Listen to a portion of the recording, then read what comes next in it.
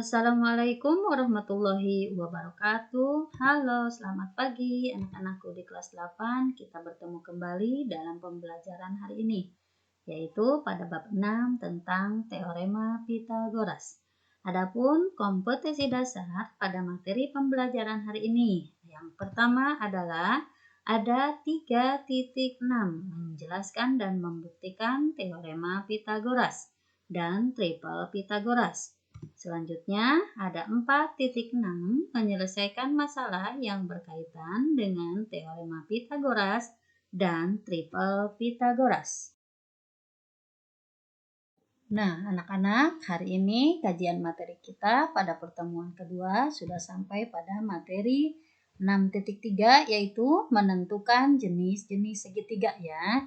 Selanjutnya ada 6.4 menemukan dan memeriksa triple Pythagoras. Adapun tujuan pembelajarannya yang ingin dicapai pada pembelajaran hari ini adalah yang pertama, menentukan jenis-jenis segitiga jika diketahui panjang sisinya. Kemudian selanjutnya yang kedua, menemukan dan memeriksa triple Pythagoras.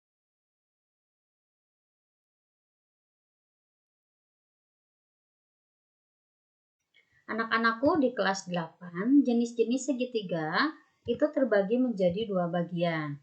Nah, yang pertama ini adalah berdasarkan ukuran panjang sisi. Kemudian yang kedua berdasarkan ukuran sudutnya. Untuk masing-masing contoh, ini kalian bisa melihat ini adalah merupakan contoh dari segitiga berdasarkan ukuran panjang sisinya. Nah, selanjutnya yang kedua ini adalah merupakan contoh dari segitiga berdasarkan ukuran sudutnya. Nah, yang jadi pertanyaan sekarang, bagaimana cara kalian menentukan atau mengetahui jenis segitiga berdasarkan besar sudutnya jika diketahui panjang sisinya? Pertama ini adalah menentukan jenis segitiga jika diketahui panjang sisinya. Nah, jika diketahui panjang sisinya, maka akan terbentuk segitiga berdasarkan ukuran sudutnya. Segitiga-segitiga tersebut adalah yang pertama segitiga siku-siku dengan syarat apabila A kuadrat sama dengan B kuadrat ditambah dengan C kuadrat. Kemudian segitiga yang kedua adalah segitiga lancip.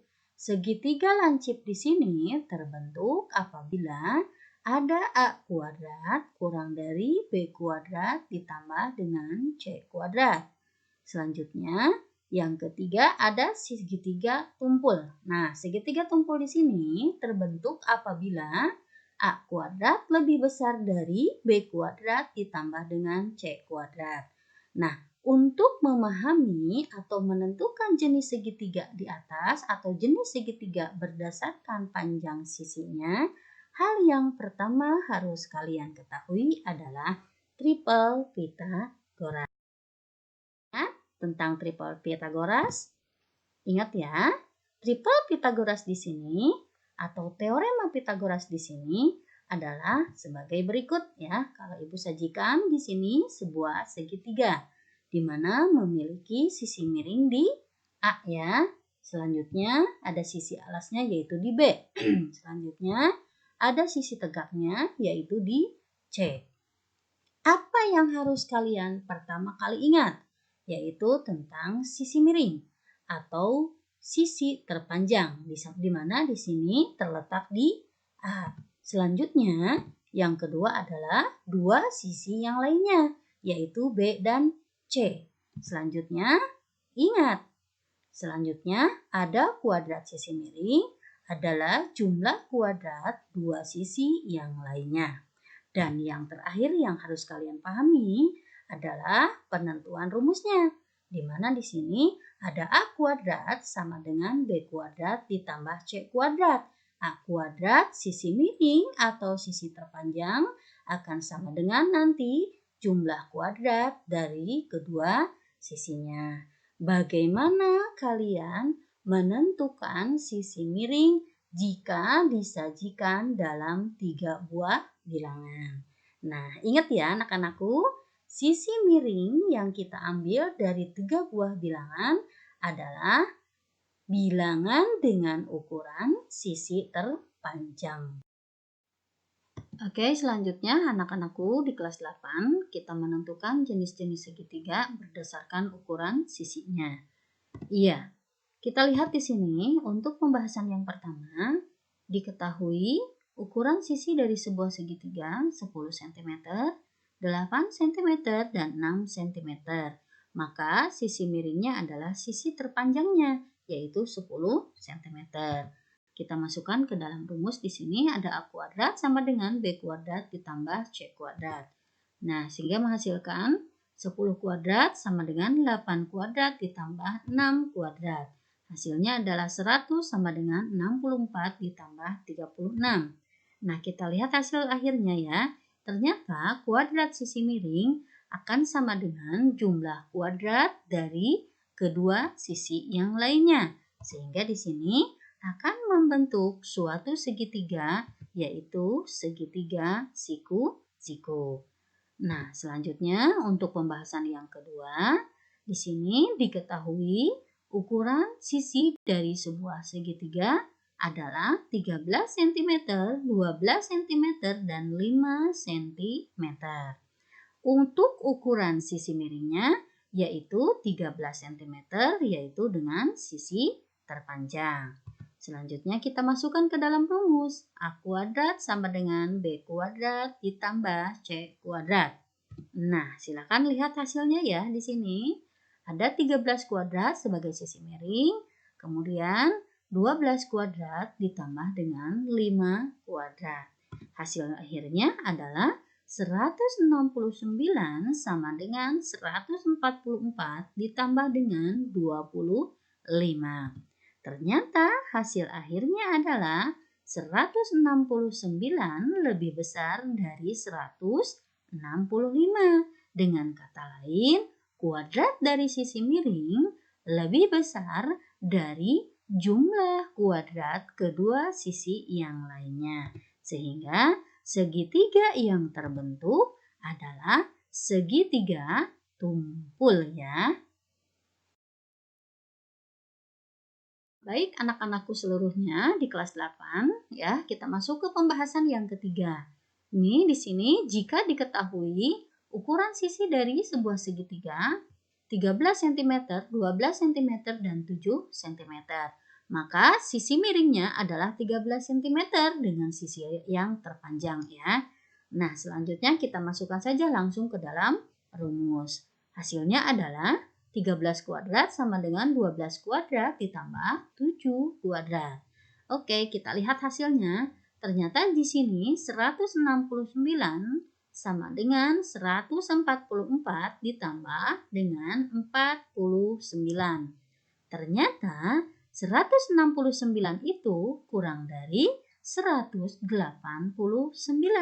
Dengan kata lain, kuadrat sisi miring di sini lebih kecil daripada jumlah kuadrat dari sisi yang lainnya. Sehingga terbentuklah segitiga lancip.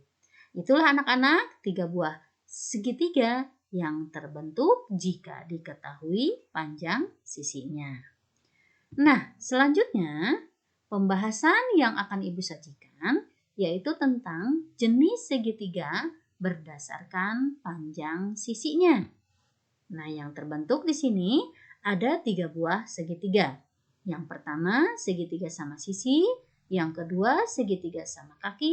Yang ketiga adalah segitiga sembarang. Silakan kalian amati dengan baik syarat-syarat yang terbentuk untuk segitiga berdasarkan panjang sisinya. Baik, anak-anakku, kita lanjutkan ke materi berikutnya, yaitu menemukan dan memeriksa triple Pythagoras. Oke ya, pengertiannya kita sajikan terlebih dahulu. Triple Pythagoras adalah merupakan kelompok 3 bilangan yang memenuhi ketentuan, yaitu kuadrat bilangan terbesar sama dengan jumlah kuadrat dari dua bilangan yang lainnya. Dengan kata lain, triple Pitagoras adalah tiga bilangan yang memuat Pitagoras atau teorema Pitagoras. Yang terbentuk rumusnya adalah C kuadrat sama dengan A kuadrat ditambah dengan B kuadrat. Silahkan kalian periksa ya untuk mencoba menemukan triple Pitagoras. Di sini Ibu memiliki bilangan 5, 13, dan 12. Ini merupakan Pitagoras atau triple Pitagoras atau bukan? Ya, kita simak di sini ya. Kita coba masukkan 13 kuadrat sama dengan 5 kuadrat ditambah 12 kuadrat. Ternyata 13 kuadrat di sini sama dengan 169. Kemudian 5 kuadrat ditambah 12 kuadrat sama dengan 25 ditambah 144. Sehingga nanti akan menghasilkan 169. Nah, ternyata kuadrat sisi miring di sini sama dengan jumlah dari kuadrat sisi yang lainnya. Sehingga di sini membentuk suatu segitiga siku-siku. Nah, jika terbentuk suatu segitiga siku-siku atau kuadrat sisi miring sama dengan jumlah kuadrat sisi yang lainnya, maka itu disebut triple Pitagoras. Oke, selanjutnya kita menemukan triple Pitagoras. Bagaimana cara kita menemukan triple Pitagoras atau bilangan-bilangan yang memuat triple Pitagoras? Nah, di sini Ibu sajikan sebuah tabel ya, di mana tabel-tabel di sini berisi tentang bilangan-bilangan yang memuat triple Pitagoras. Nah, lihat ya di sini Ibu memiliki tipe ke-1 dengan bilangannya adalah 3, 4, 5. Kemudian tipe kedua dengan bilangan yang pertamanya adalah 5, 12, 13. Kemudian tipe yang ketiga adalah 7, 24, dan 25. Selanjutnya untuk tipe yang keempat adalah bilangannya 8, 15, dan 17. Bagaimana menemukan bilangan untuk tipe ke-1? Caranya silahkan kalian perhatikan. Di sini setiap bilangan yang berada pada baris ke-1 silahkan kalian kalikan 2 untuk menemukan bilangan pada baris kedua. Misalkan di sini Ibu lihat ya, untuk tipe ke-1-nya adalah 3, 4, 5. Maka 3 kita kalikan 2 menghasilkan 6, 4 kita kalikan 2 menghasilkan 8, dan 5 kita kalikan dengan 2 menghasilkan 10. Nah, bagaimana menentukan bilangan triple Pitagoras untuk baris ketiga? Rumusnya sama saja. Ya, baris pertama kita kalikan dengan 3 untuk menghasilkan bilangan triple Pitagoras pada baris ketiga. Contohnya, misalkan di sini Ibu untuk tipe ke-1 ya, ada 3, 4, dan 5. 3 kita kalikan dengan 3, maka akan menghasilkan 9. Kemudian 4 kita kalikan dengan 3, maka akan menghasilkan 12. Kemudian 5 kita kalikan dengan 3, maka akan menghasilkan 15. Dan seterusnya. Silahkan kalian di sini nanti isi tabel-tabel yang belum Ibu isi ya, yang masih kosong. Misalkan dengan tipe ketiga dan tipe keempat. Pada intinya, untuk menemukan bilangan triple Pitagoras, di sini ada rumusnya atau ada kata kuncinya. Apa kata kuncinya di sini? Caranya adalah kalian kalikan bilangan pada baris ke-1 dengan baris berikutnya untuk menemukan bilangan pada baris selanjutnya.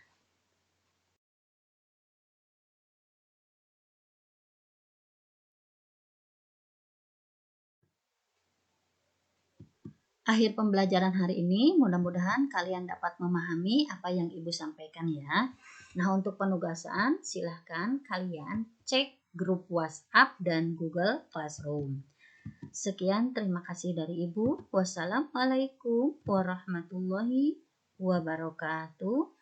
Selamat belajar dan sampai jumpa pada video pembelajaran selanjutnya.